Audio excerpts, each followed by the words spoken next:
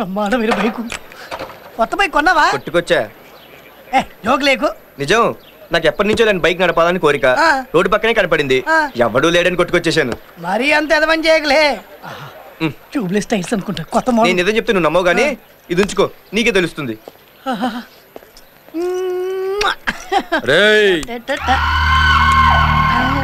ఈ బండి నాదే అన్నా.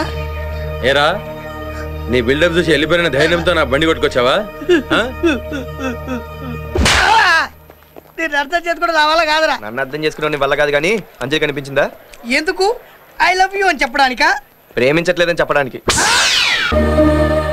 ఏంటంజలి, నేను ఇంటి దాకా వచ్చి లోపల రాకుండా వెళ్ళిపోయావు. నీకు దెబ్బ తగిలింది కదా, ఎలా ఉన్నావో పలకరిద్దామని వచ్చాను. మరి పలకరించలేదే? నేను వచ్చేటప్పటికి బాగానే ఉన్నావుగా. ఏ డిసప్పాయింట్ అయ్యావా? దేనికి? నిన్న తగిలిన దెబ్బకి బెడ్ రెస్ట్ లో ఉంటావు అనుకున్నావు, లేనుగా. లేకపోతే ఏంటి, నువ్వు మంచి రొమాంటిక్ డిస్కషన్ లో ఉన్నావుగా. సారీ అంజలి. దేనికి సారీ? ఆ పరిస్థితుల్లో నేనున్నా అలాగే మాట్లాడేదాన్ని. నేనే నీకు థ్యాంక్స్ చెప్పాలి. అలా మాట్లాడినందుక? కాదు, నన్ను కాపాడినందుకు. ఆ మాట ఏదో నిన్న మా ఇంట్లోకి వచ్చి చెప్పుంటే బాగుండేది. ఆ టైంలో రావడం బాగోదు. నువ్వు ఏ టైంలో వచ్చినా మా వాళ్ళు అలాగే అనుకుంటారు, వాళ్ళ సంగతి తెలుసుగా. అనుకుని నష్టమే ఉంది, అనుకుని నష్టమే ఉంది, అనుకుని నష్టమే ఉంది.